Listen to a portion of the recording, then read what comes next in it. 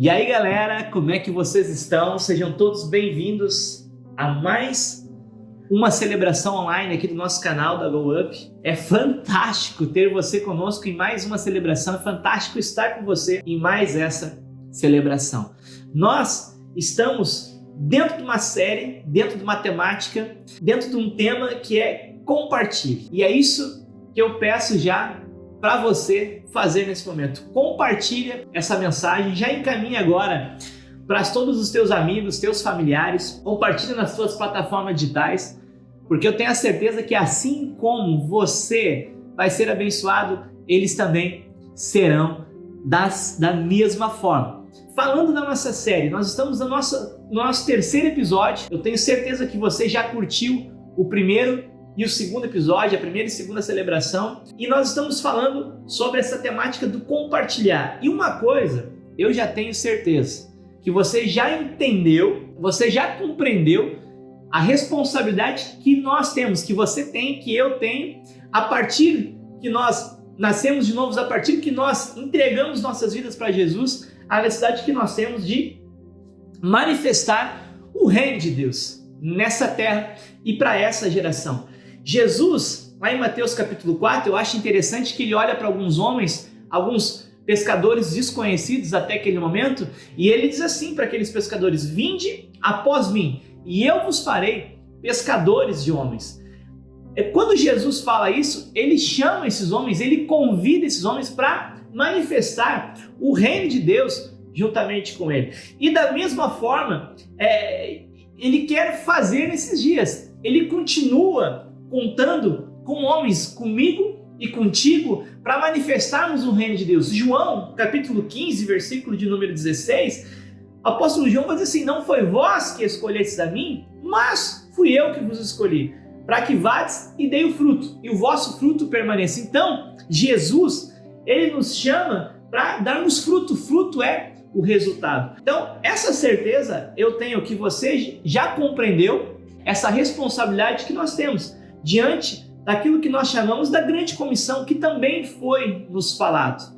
Jesus, momentos antes da ascensão, ao subir aos céus, ele olha para os seus discípulos e para aqueles homens que ele estava, e aquelas mulheres, assim, vão por todo mundo e preguem o reino de Deus, façam discípulos em todos os lugares, em todas as nações, batizem. E aí, ele faz uma promessa: estarei convosco todos os dias. Ele não só nos manda anunciarmos, nos direciona, nos convida, nos convoca a anunciarmos o reino de Deus, mas ele faz uma promessa: você não está sozinho, eu não estou sozinho, eis que estou convosco todos os dias. E talvez ninguém melhor do que o apóstolo Paulo entendeu isso. Quando nós olhamos para o período neotestamentário, nós vemos Paulo falando aos Coríntios, 1 Coríntios capítulo 9, versículo 16, ele vai dizer assim: se eu prego o evangelho, eu não tenho do que me gloriar, pois é-me imposta essa obrigação. São palavras de um homem que entendeu essa responsabilidade de manifestar. O próprio Paulo, ele vai dizer que queria ser participante do reino de Deus. E é isso que nós precisamos, sermos participantes, anunciarmos. Então isso já está bem claro. Jesus em você é o remédio para essa geração. Jesus em você é o antídoto para essa geração. Então nós precisamos testemunhar, precisamos falar. E quando eu digo em testemunhar, é justamente isso que eu quero trazer para nós, dentro de um texto que eu quero ler agora, que é 1 Pedro capítulo 3, versículos 15 a 17. Convido você a ler comigo 1 Pedro capítulo 3, versículos 15 a 17. Antes, santifiquem Cristo como Senhor no coração. Estejam sempre preparados para responder a qualquer um que lhes pedir a razão da esperança que há em vocês. Olha o que Pedro fala no versículo de número 16. Contudo, façam isso com mansidão e respeito, conservando boa consciência, de forma que os que falam maldosamente contra o bom procedimento de vocês, porque estão em Cristo, fiquem envergonhados de suas calúnias. É melhor sofrer por fazer o bem, se for da vontade de Deus, do que por fazer o mal. Pedro está falando sobre testemunhar. Pedro está falando sobre falar àqueles que pedir razão da esperança que há em nós. Primeira coisa, o que é o testemunhar, pastor Wagner? Testemunhar, queridos, é você falar daquilo que aconteceu na tua vida, daquilo que você era, de como você vivia e de como você está a partir dessa perspectiva do novo nascimento, a partir do momento que você foi alcançado por essa graça. Pedro está dizendo que nós devemos estar sempre o quê? Preparados para responder a qualquer que nos pedir. E eu vou mais, não só preparados para responder a qualquer um, mas também e em qualquer momento e também em qualquer lugar. A atuação do cristão hoje na sociedade inclui ele testemunhar, ele de forma verbal falar acerca desse reino, desse Jesus, sobre este evangelho que Paulo vai dizer em Romanos capítulo 1, versículo 16, que é o poder de Deus para transformar, para curar, para libertar. Nós precisamos falar dessa esperança que nos move, que nos transforma. Nós precisamos anunciar isso, mas aqui tem um porém. Olha o que Pedro diz: façam isso com mansidão e também com respeito, conservando a boa consciência. Falar aos nossos amigos e aos nossos familiares é extremamente desafiador hoje. Pode se tornar extremamente desafiador. Mas nós não podemos perder em momento algum essa veia missionária, essa convicção de anunciar, porque nós somos enviados junto com o evangelho. Mas por que é tão desafiador? Porque muitas vezes nós caímos num erro, que nós queremos convencer aquela pessoa e queremos até mesmo, observando elas, mudar a visão de mundo delas. E não é para isso que nós somos chamados, não é para isso que você foi chamado. Lá em João fala que é o Espírito Santo quem nos convence do pecado, da justiça e do juízo. Nós não fomos chamados para mudar a visão de mundo daquela pessoa. Você não foi chamado para confrontar a visão de mundo daquela pessoa. Você foi chamado para anunciar as boas novas. E muitas vezes eu vou dizer para vocês porque eu já caí nesse erro de querer confrontar as convicções daquela pessoa e a maneira como ela se move.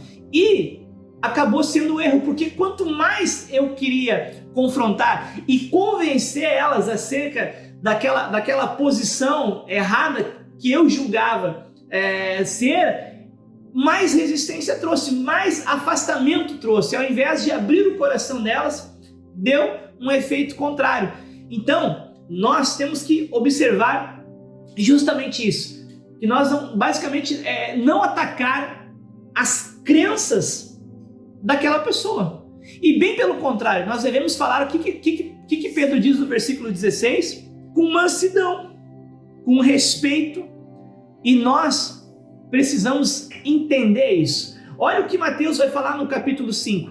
Assim resplandeça a vossa luz diante dos homens, para que eles vejam a vossa vida e glorifiquem ao vosso Pai que está no céu. O que eu quero dizer para vocês? Que o tom importa, a maneira como eu falo de Jesus importa. Eu preciso entender a posição que eu devo ter no momento que eu for falar de Jesus. Eu não posso ser agressivo, eu não posso querer atacar as convicções daquela pessoa. Isso é obra do Espírito Santo, isso não é obra minha e nem obra sua.